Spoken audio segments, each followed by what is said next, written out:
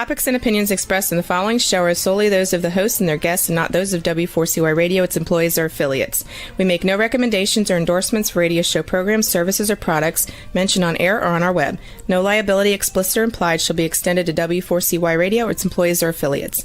Any questions or comments should be directed to those show hosts. Thank you for choosing W4CY Radio.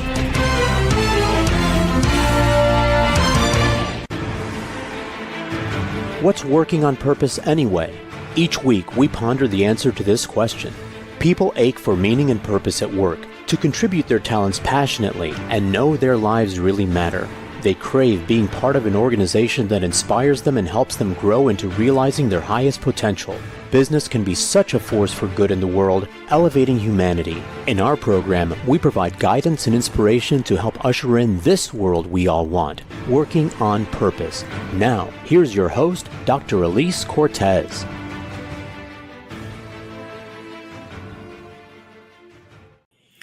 Welcome back to the Working on Purpose program, which has been brought to you with passion and pride since February of 2015. Thanks for tuning in this week. Great to have you. I'm your host, Dr. Elise Cortez.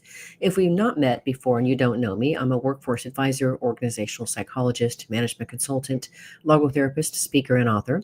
My team and I at Gusto now help companies to enliven and fortify their operations by building a dynamic, high-performance culture, inspirational leadership, and nurturing managers activated by meaning and purpose. Many organizations are not aware of how critical it is to invest in developing their leaders and managers, not just for their own effectiveness, but also to avoid burnout and keep them fulfilled, and also that they can measure and monitor the purpose experience in their organizations to keep it working as an operational imperative. So much you can do with meaning and purpose. And did you know that inspired employees in purpose-led organizations outperform their satisfied peers by a factor of 2.25 to 1? In other words, inspiration is good for the bottom line.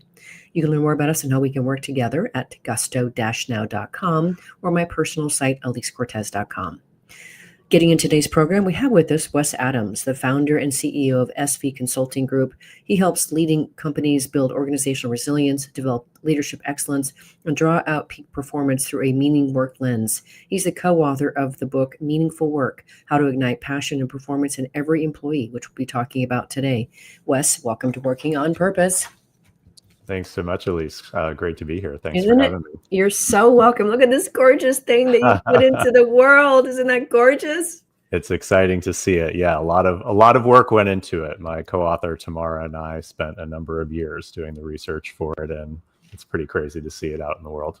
I understand. I really appreciate that, and I know since you're a gent, I can be confident in telling you what you did there is harder than bringing a baby into the world. I've done both. So just so you know, harder than childbirth. I appreciate that. And that you can say it and I can't. Yeah. I know. We're in this together, Wes. Well, let's talk about how this book came together, how you and Tamara Miles brought this thing together, how you met. Why is the book and its message important to you? Absolutely. So Tamara and I actually met in grad school. We both have a master's of applied positive psychology from University of Pennsylvania. We studied with Martin Seligman, who is known as the father of positive psychology. And, you know, we had come there for kind of slightly different reasons, but we had the same goal. I had been working for a number of years in the social enterprise space. And when I first started working in the space, I think I somewhat naively thought that, because, you know, these are mission-driven or purpose-driven organizations, they're naturally going to be amazing places to work because everybody's got the same goal in mind and we're all going to hold hands and, you know, march forward together. And, you know, there are certainly some great organizations that I had experiences with, but what I learned was that not all of them were great places to work. And this idea of having a mission or having a purpose wasn't enough to create an amazing place to work. And so I got really interested in organizational psychology and started reading Adam Grant and you know, all of the other stuff. And that eventually led me to Penn because I was really interested in understanding, like, could you deconstruct how to create an amazing workplace? What were the leadership practices and organizational structures that would help people thrive, help people do their best work? And so that's what kicked all of this off. Well, as I said before we got on air, we are two peas or three peas in a pod, right? The three of us are really we're singing from the same sheet of music here, and very much echo and really applaud what you've written and created together. And I really align with how you talk about meaning was what really powers high performance and well-being at work. It's the sun, soil, and space that makes our gardens grow. I think that's a powerful way to think about meaning. Yeah, it's what we found. There's several decades of research on meaning at work and the impact that it has, and it's really the upstream factor that drives all of the outcomes that we're looking for individually. It drives job satisfaction, engagement, well-being, and at the team and organizational level, things like innovation, productivity. There's even great new research from Oxford showing it drives profitability and stock price. So it's really something, it's not a nice to have. The idea of meaning can sound a little soft sometimes, but it's actually a business imperative, especially as we're moving into a world where our core human skills are going to be the most valuable as, things like AI are taking over some of the more repetitive things. So we see it as really something you've got to be investing in. And so that's why we wrote the book, because we were particularly interested in understanding how leaders help people find meaning. Mm-hmm. We're going to get into the more of the details, listeners and viewers, as to what we mean by meaning as we go along here. But I do want to say just a bit more about just the business case for this. You've said lots of the areas that when we really work on making work more meaningful impact. But just a couple of things that stood out for me from your book is just crazy things like employees who report high levels of meaning at work are 64% more fulfilled, 4.5 times more engaged, 69% less likely to quit. I mean, these are significant factors, significant numbers here. And so I think it's really important that we position for our listeners and viewers just the criticality, because I think a lot of people think that meaning and the work that I also do in purpose can be a little bit mushy. And you also talk about being able to measure the impact of meaning as well. So I just want to, if you have any other stats that you want to throw out here that really help bring it home for our listeners and viewers as to why they should pay attention to this and embrace it as an imperative. That's a great question. I should probably have more statistics in my head, but I will say, like you, my primary job is I'm a consultant. I do leadership development and organizational design work with a range of companies, and so I'm actively teaching these practices and helping companies implement these structures. And I can tell you that it has a huge impact on the business, on the company's ability to grow, to perform, to deliver the bottom line. So, it continues to play out again and again, how much these practices benefit organizations.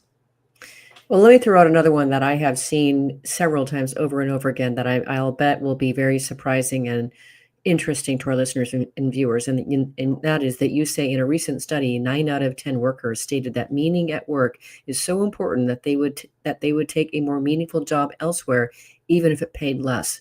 These workers are willing to give up almost 1/4 of their lifetime earnings for work that is more meaningful. If that is not sobering to listeners and viewers, it doesn't have your attention. In other words, whatever you invest in making work more meaningful, you have an immediate payoff. People sticking around. So I just wanted to be able to surface a few more of those really meaty numbers for our listeners and viewers that are given more to the quantitative aspects of this stuff. I appreciate that. Absolutely. So you mentioned the importance of what leaders do. I want to go there next, Wes. You talk about nearly 50% of an employee's experience of meaning at work is tied to what leaders do or fail to do. Could you say a bit more about that? Yeah, I think that's a really important finding. So one of the things that Tamara and I found when we started doing research on this topic was there's a lot available around how do I find a more meaningful job, or what can I do to craft my job and find more meaningful work. And there was very little available for leaders who wanted to help people find meaning in their jobs. And I think also this idea that meaning is reserved for people who work in nonprofits or in healthcare or that sort of thing. And so, we really wanted to dig into that. And so what we found, over several years of doing this research and, doing quantitative studies to understand the impact of these behaviors on people's sense of meaning and other outcomes like job satisfaction, retention, those sorts of things, was that these behaviors that we identified account for about half of how meaningful people find their jobs. And that's enormous. That is an incredible responsibility that leaders have, and also a huge opportunity. What an incredible leverage point. If we know that meaning is the upstream factor that drives all of these things that we want, leaders have a huge potential impact on that if they're employing these practices and thinking about how they're actively investing in these things. And I think the other thing that we found was that people in every job every day can experience meaning, especially when leaders are employing these practices. Your job doesn't have to be your life's calling for your work to feel worthwhile. These moments of meaning can happen in every job. And we talk to people who were hairstylists, janitors, people working in data centers, who found their jobs incredibly meaningful. And so I think that bodes well for all of us, that we can get more than just a paycheck out of our jobs, whatever that is. For my PhD, I studied human development, and I researched for my dissertation how meaning is experienced by people, actually IT managers back then, and how it's related to their sense of self. And then I did a big postdoc research back in 2014, and I found these 15 modes of engagement. When I looked at the levels and kind, the depth and quality of the meaning and its relationship to their person. And so, yes, and same thing. I also researched many different kinds of individuals, and the richness that's available around how people experience and express what's meaningful is just dazzling. And it's there. There's an opportunity, to your point. And that's why I also, as a fellow consultant, really love getting to support leaders, because this is not super hard, but it maybe isn't super obvious to be able to help steward this meaning journey. Yeah, well, first of all, I'm really interested in that research, so I'd love for you to send it to me after. And I think I might swap what you just said. I think actually a lot of these practices are a little bit more obvious than you might think, but they're not easy. They're not easy to remember to do every day. They're not easy to implement, especially when we're too busy, when we're not in the same room, when we're faced with all of this change. I think one of the things that surprised us when we were doing this research was that, I think we were kind of thinking, oh, we're going to come up with these groundbreaking behaviors and structures that no one's ever found before and unlock the secret to creating meaning at work. And actually, a lot of them are very time-tested behaviors, leadership practices. I don't know that they've all necessarily been collected in one place before, but, none of them were sort of as groundbreaking as we had expected. I think with the exception of the importance of recruiting and onboarding and how you handle that process and the impact that it has throughout the life of your relationship with an employee. But otherwise, I think they're, a lot of them are time tested, and they're very hard to do well, to do consistently and intentionally. So I want to situate, kind of going back to what we were talking about, what leaders can do to be able to make work more meaningful. And one of the things I think makes your work so powerful and compelling, Wes, is that you've really isolated into really three main buckets, 3 C's, if you will. And so you go on to say that leaders who build community, help people understand their contributions matter, and challenge them in opportunities to learn and grow, foster meaning for everyone on their team. So it's that whole thing of community, contribution, challenge that I think really makes your work so compelling, and I think helps maybe everyone be able to better access what we mean by this squishy thing called how do we make work more meaningful. Yeah, let's dive into those. So the 3 C's of meaning, the 3 sources of meaning, community, contribution, and challenge, as you mentioned.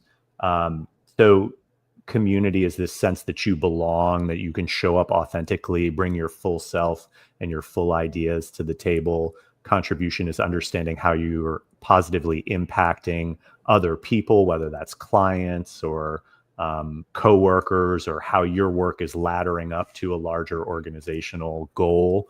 And finally, challenges that individual opportunity to learn and grow. How are you becoming the best version of yourself and seeking your full potential? And what we found was that, there's a multiplier effect that happens here. So, they kind of play off of each other. Sometimes some of these practices, fit in a couple of those buckets. And also, if one of them is missing, it can cancel out the other two. So going back to this idea of, some of the social enterprises or nonprofits that, I've been a part of that haven't been such great places to work. Well, that might have been high in contribution, but one of those other C's could have been missing. Beautiful way to summarize what you're at the heart of what you've created here together. Let's grab our first break here. We have been on air with Wes Adams talking about his new book that he's put out into the world. He's the author of Meaningful Work. He's the founder and CEO of CB Consulting Group. We have been talking so far about what's the business case for being able to make work more meaningful, and getting into the heart of their core research around the 3 C's. After the break, we're going to situate the importance of aligning values to behavior as one of these aspects to drive an organization forward. We'll be right back.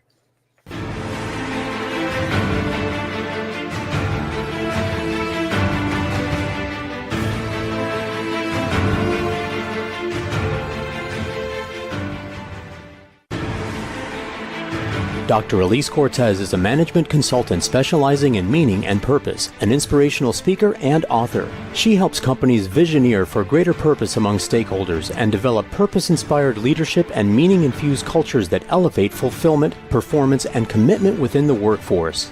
To learn more or to invite Elise to speak to your organization, please visit her at elisecortez.com. Let's talk about how to get your employees working on purpose.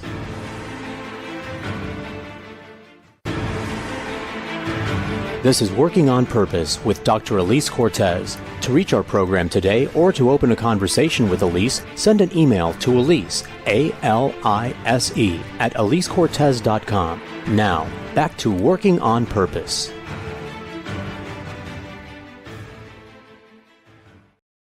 Thanks for staying with us, and welcome back to Working on Purpose. I'm your host, Dr. Elise Cortez. As I, too, am dedicated to helping create a world where organizations thrive because their people thrive, and they're led by inspirational leaders that help them find and contribute their greatness.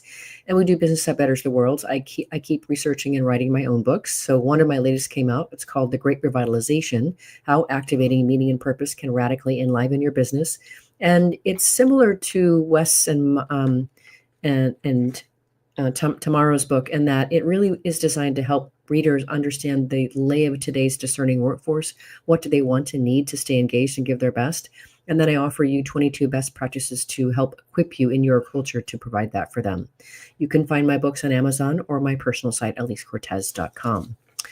So coming back into the conversation here, so we can orient our listeners and viewers here, Wes, I just want to remind and maybe do a quick summary here that you define meaningful work as work that provides community, helps us contribute to something that matters, and challenges us to learn and grow. And so what you said just before the break, I think, is that we really need all 3 of those components for it to register as meaningful. Yes? No? Kind of? Absolutely. Yeah, all 3 are important.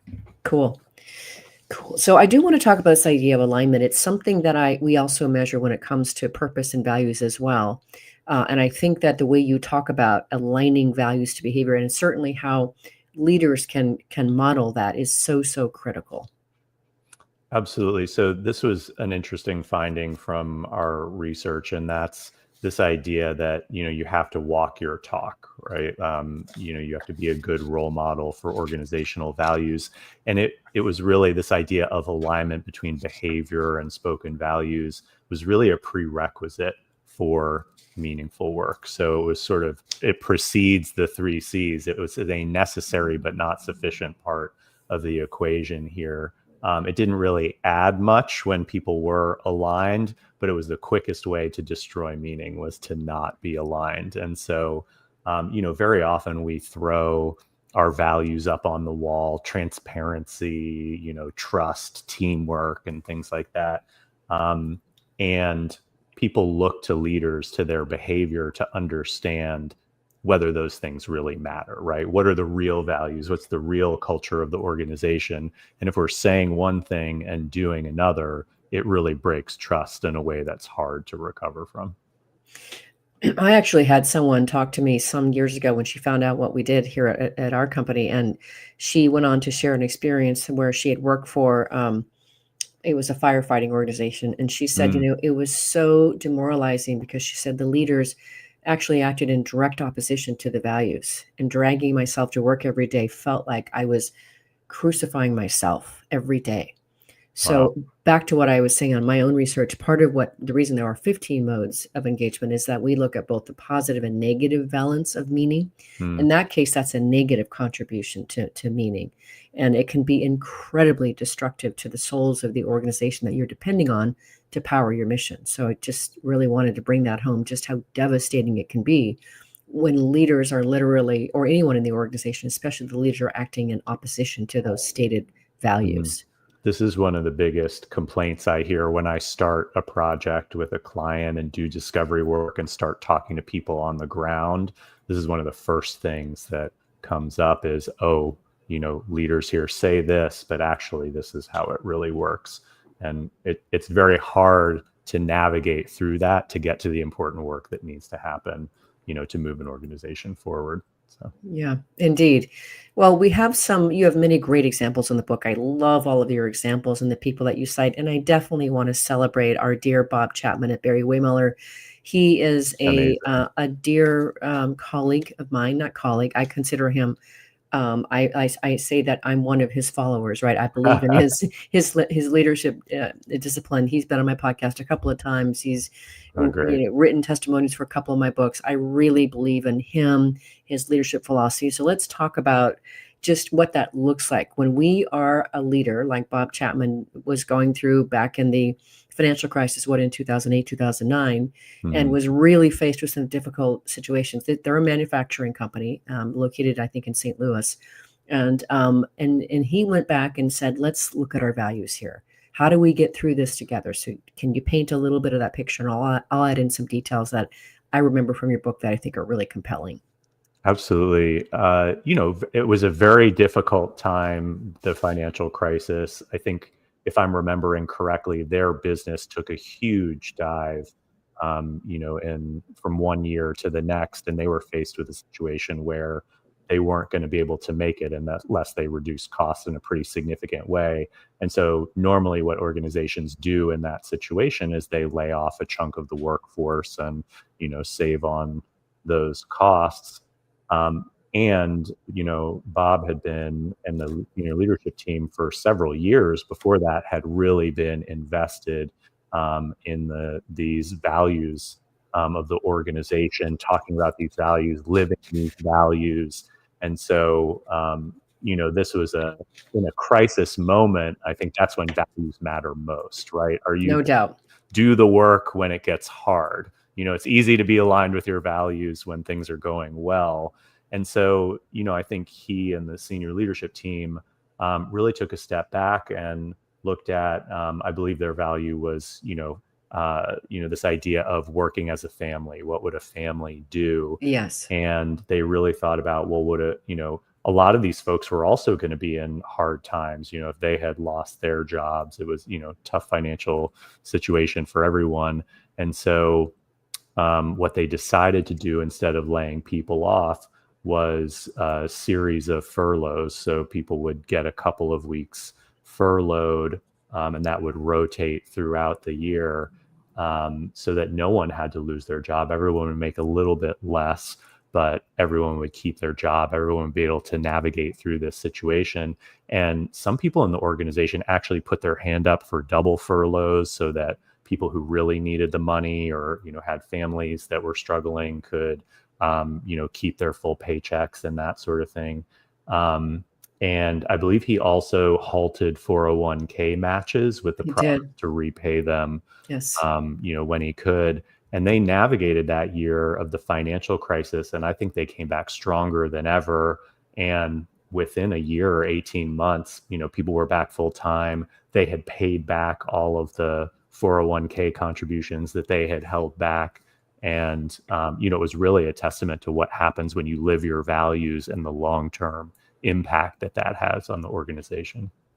Yeah, let me add just a few more details to that because I think this is really, really powerful. Listeners and viewers, think about the impact of what this would have on your organization if you really lived the values like this. So, in addition, Bob took a major pay cut himself. He went from 875,000 a year to $10,500 that year. Talk about walking the talk. Talk about walking the talk. He did put the bonuses and 401k matches on hold. And specifically, I want to make sure that y'all understand how this furlough works. And so he asked all of their associates to take an unpaid 4-week furlough to distribute the impact equally. And to your point, Wes, some of those people said, hey, Jane needs more of an income right now with her 3 kids or whatever than I do. I'll take double furlough kind of thing. So think about what that does together. And Bob and Dr. Raj Sodhi have co-written a book called Everybody Matters. And that is, again, walking the talk. And if you think about what does this do, boy, how many people would, almost, I'm not going to say that what I was about to say, because in these political times, it could be really, really charged, but, really give themselves over for this company because they believe they were there in the hard times. So I just really want to situate, this is really unusual behavior, but it's also incredibly distinguished. Bob speaks all over the world, and people seek his counsel because they see how successful they have been over the years. They don't talk about head count in their company. They talk about heart count. I mean, it's really, really a beautiful example of truly walking the talk. I love that. Yeah, it's really incredible to see what happens when you are willing to invest in this stuff and walk your talk, especially in the long term. I think we have a lot of short-term pressures on organizations these days. And, those decisions, I mean, just the research on laying people off and the impact that has on an organization. I was reading, I'm forgetting who the researcher was, but, they can measure the negative impacts of that 3 years and further beyond in an organization. It hurts the organization's reputation. It hurts that sense of teamwork and collaboration in ways that's really difficult to recover from. Indeed. And on that note, I did want to go into how you offer some ways that leaders can cultivate connection. I thought that your ideas about shared experiences were really, really interesting. The portfolio approach you talk about in the book was really interesting. And I think it's really critical that, when we talk about shared experiences, a lot of people immediately, when you think about the lower hanging fruit, they're like, oh yeah, let's have a pizza party. Let's do, let's do a happy hour, whatever.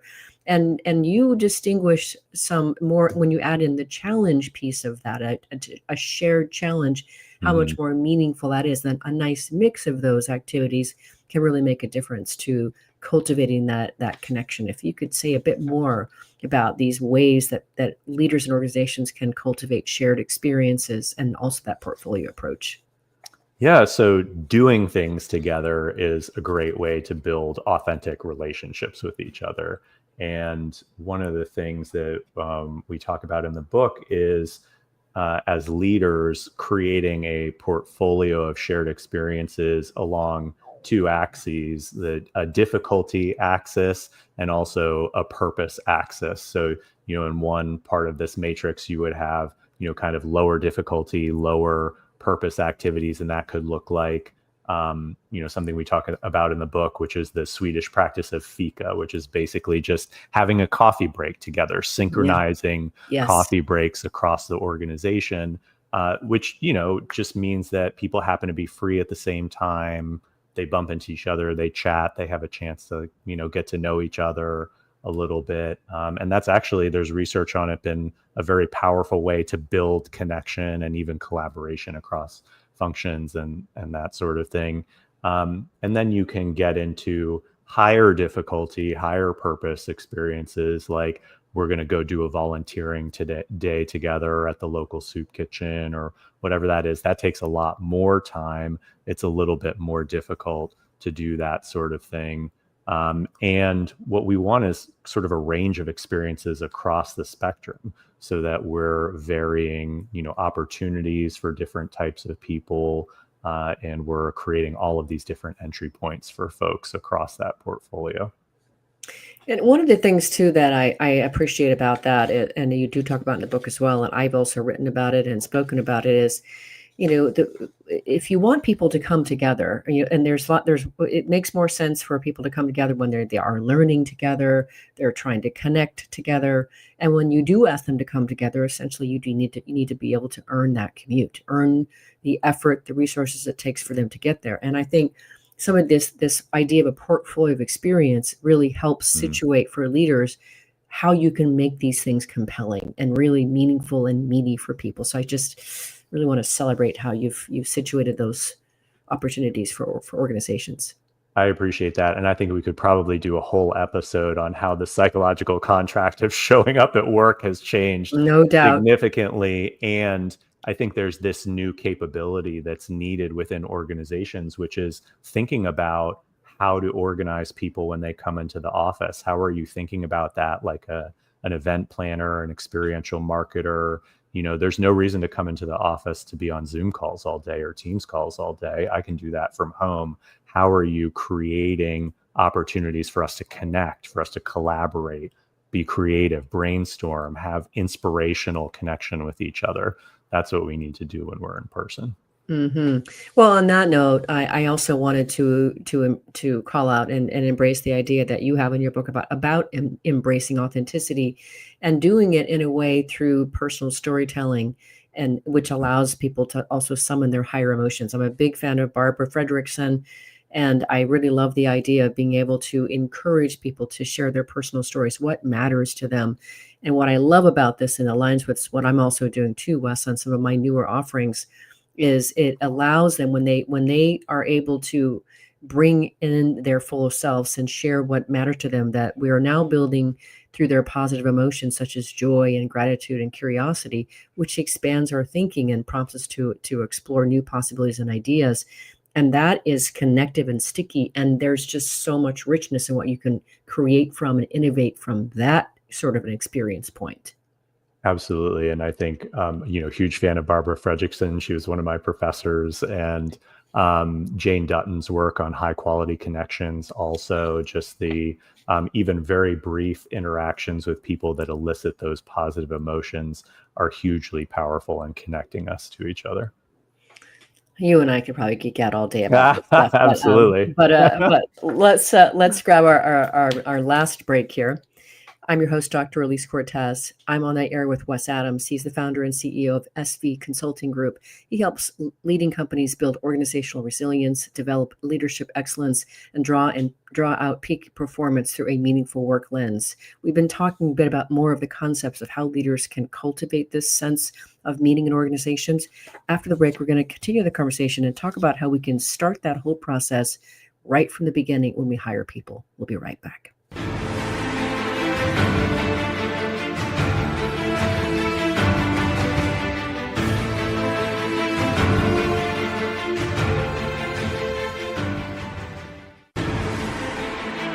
Dr. Elise Cortez is a management consultant specializing in meaning and purpose, an inspirational speaker and author. She helps companies visioneer for greater purpose among stakeholders and develop purpose-inspired leadership and meaning-infused cultures that elevate fulfillment, performance, and commitment within the workforce. To learn more or to invite Elise to speak to your organization, please visit her at elisecortez.com. Let's talk about how to get your employees working on purpose.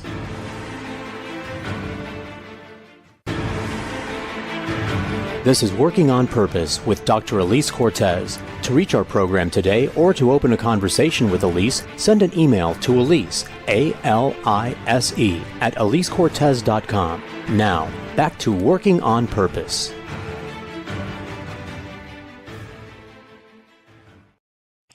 Thanks for staying with us and welcome back to Working on Purpose. I'm your host, Dr. Elise Cortez. As you know by now, the program is dedicated to empowering and inspiring you along your journey to realize more of your potential.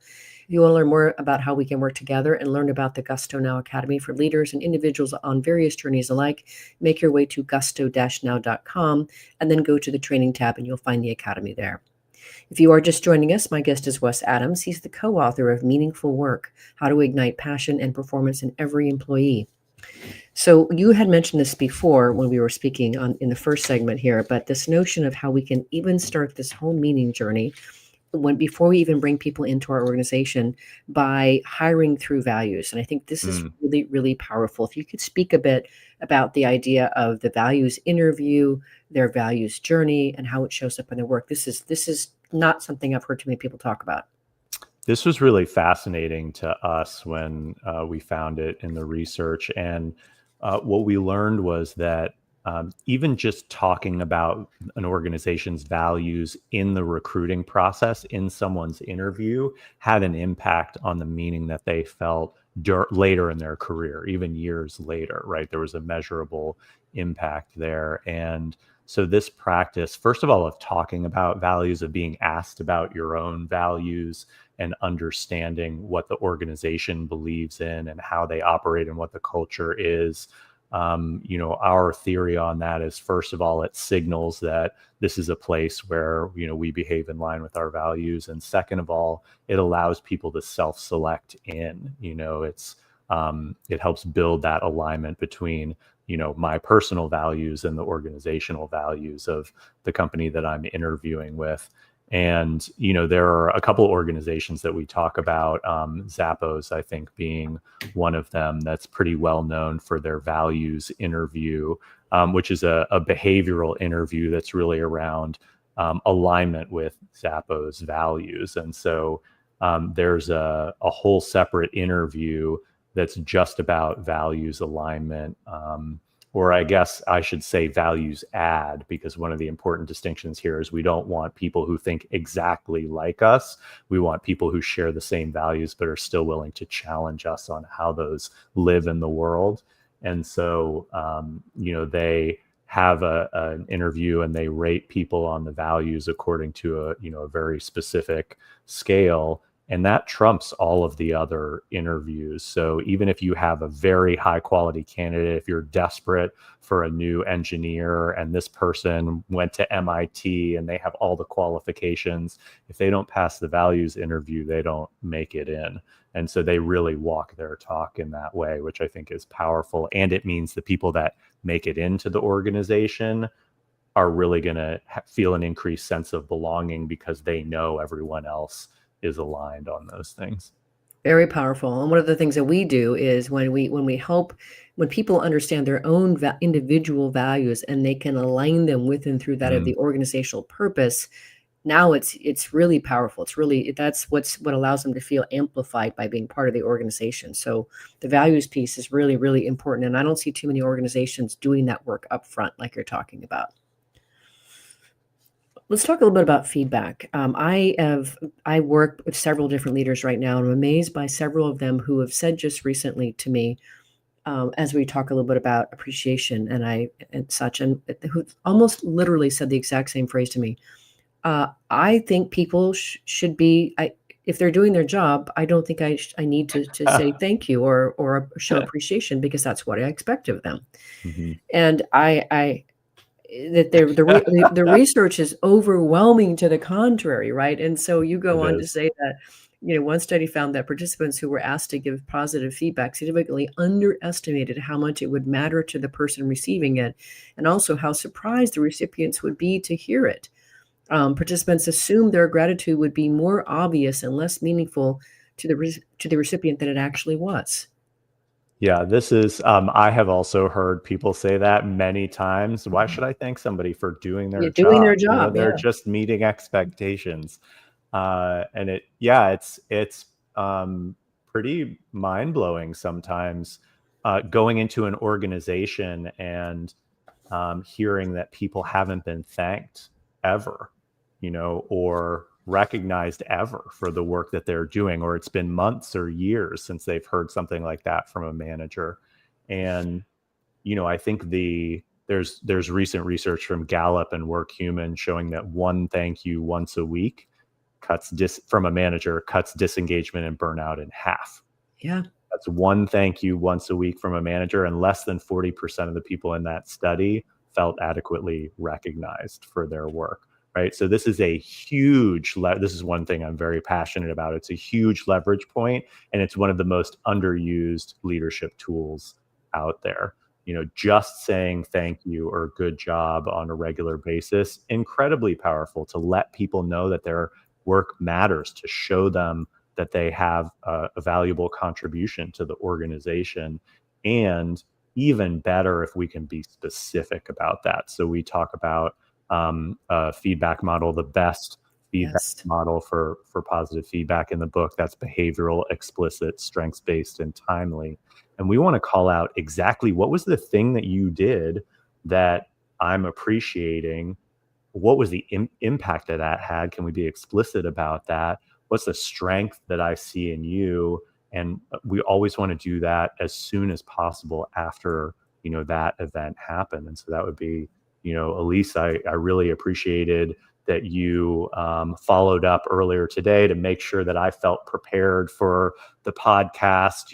It really made me feel comfortable coming in, and it showed a lot of, consideration on your part. And so thank you for doing that. Right.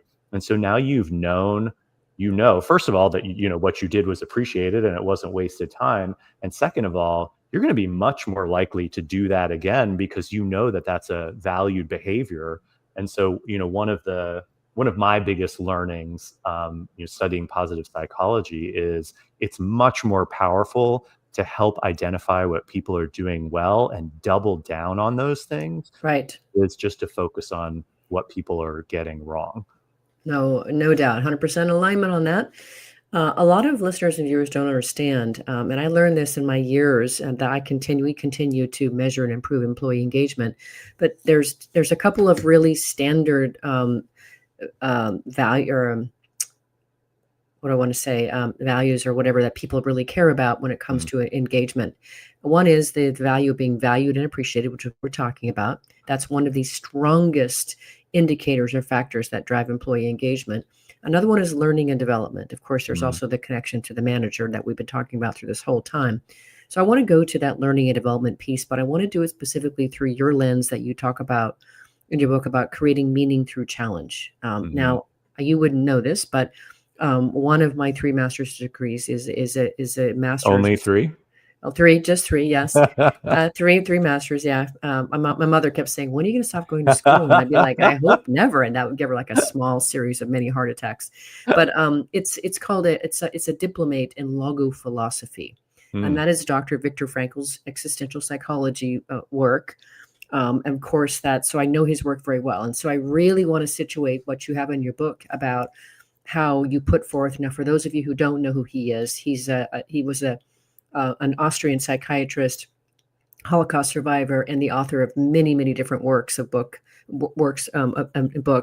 But he put forth the idea that what people actually really need is not a tensionless state, but rather the striving and struggling for some goal worthy of them. What people need is not the discharge of tension at any cost, but the call of a potential meaning waiting to be fulfilled by them.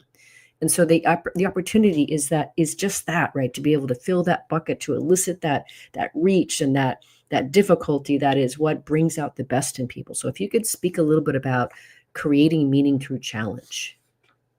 First of all, huge fan of Viktor Frankl, and I have that quote in several of the workshops that I do. Me too. So we're too. very aligned there. And I'll say, just to frame things, one of the first things that I do when I'm giving a presentation on meaning or doing a workshop that involves some of these practices is ask people to think about a time that was especially meaningful to them, a time at work that they feel really proud of or that's really stuck with them, that's powerful. And I would say more than 80% of the time, people don't talk about things that were easy. They talk about, man, there was this thing that was really hard. I didn't think I could do it. It was a real struggle, but our team banded together. I pushed myself beyond my capabilities in a way that, I wasn't sure was possible. And we came out the other side and we did it. And in the moment, that I think this is where this idea that people should be happy at work sometimes conflicts with this idea of meaning, right? Agreed. We're not going to be happy all the time. We can't expect to be happy all the time, but that struggle is what allows us to grow and to learn and to get better. There is no growth without struggle, without pushing ourselves beyond the bounds of what we can already do. And that's a really important part of being human. And so very few of us want to sit in the same job doing the same thing for the next 40 years. We want to progress. We want to move up. We want to do more difficult things. We want to expand. And, we have to provide people the opportunity to do that if, we want them to experience meaning. And if we want to get their best work out of them, we have to give them a trajectory. And to do it, so I like how you situate, you want to meaningfully challenge them, but also support them along the way. Don't just throw them into the deep end and say, swim to the other side. You're challenging it while also supporting them. And I think that's really, really important. Yeah. Bob Quinn, who's, from Michigan, one of the founders of the Center for Positive Organizations there, uses the analogy. It's like a leader has one hand on your back pushing you forward and another under your arm helping you navigate the tough terrain. And we found that's really important. You need high expectations. You want to push people outside of their comfort zone, to give them stretch assignments, to give them opportunities to grow. And you need to support them through that, not just push them out of the nest and hope they fly, but actually give them the tools, the resources, the coaching that they need to find their way forward. Mm-hmm. And I did want to finish on that note, Wes, this idea, the zone of possibility, as you call it in the last chapter of your book, and setting high expectations for all to lean into. And what I want to situate here, I do like how you draw on the Pygmalion effect, which is really all about is putting forth the expectation that managers believe in the potential of their people. They're not expecting them just to deliver the least amount to be able to do their work at all. And that 19 word phrase that you talk about in the book, I'll have to find it here. I've got it in my notes. That magic really feedback. I'm giving you this feedback because I have high expectations of you and I know that you will achieve them. Yes. And imagine if you communicated that to your people, they want to deliver on that. And if they really believe that you believe in them, they will move heaven and earth to be able to do that for you. So we only have maybe about a minute or so to address it. But if you could say a bit more about how magical that this idea of the zone of possibilities and setting those high expectations can be. Yeah, just communicating that, telling people that you have high expectations of them, treating them as if they have high potential is a very powerful way to communicate to them that they have the opportunity to grow. I mean, I think we all have somebody that believed in us, that pushed us, that saw something that we didn't see for ourselves. I know I have a number of those people to thank for learning and growing and being where I am now. And leaders and managers can be that for someone else, and taking the time to coach somebody, to help connect them with someone who might be a valuable resource to them, to make recommendations for things that they should read or learn or whatever, is a very powerful way to instill that sense of challenge and give people a way forward. Yeah, and really quick, listeners and viewers, Wes and Tamara and I are aligned on this. This is not about just your high performance performers, which is 5 to 10% of your people. It's everybody in your organization needs to have this kind of gaze and support and encouragement to become their best. So I'm all for just eradicating the hypo focus myself. So now you know that this show is listened to by people around the world. Say in about 15 seconds, what would you like to leave them with? Remember to say thank you. It's the easiest thing that you can do, and I promise you it has a huge impact. That is gorgeous. Well, let's just do that. Thank you, Wes, for writing this beautiful book, for being you, and for coming on the podcast and sharing about it. It's been a delight to have you on. Thank you. I've loved the conversation. Me too. Listeners and viewers, you're going to want to learn more about Wes Adams and the work he does, the book that he and Tamara have written. You can start by visiting makeworkmeaningful.com. How easy is that? Makeworkmeaningful.com. Last week, if you missed the live show, you can always catch it via recorded podcast. We're on air with Tamara Ryan, former longtime CEO of the Women's Bean Project, talking about her book, Followship, 16 Lessons to Become a Leader Worth Following. And I'm completely aligned with her message and was excited to share it with you. Next week, we'll be on the air with Dana Williams talking about her freshly released book, The Internal Revolution, Lead Authentically and Build Your Personal Brand from Within. See you then. Together, let's lean in and learn together how to make workplaces that call for the best from everyone, build our inspirational leadership capacity, and find ways to do business that serves all of our stakeholders. Let's work on purpose. We hope you've enjoyed this week's program. Be sure to tune into Working on Purpose, featuring your host, Dr. Elise Cortez, each week on W4CY. Together, we'll create a world where business operates conscientiously, leadership inspires impassioned performance, and employees are fulfilled in work that provides the meaning and purpose they crave. See you there. Let's work on purpose.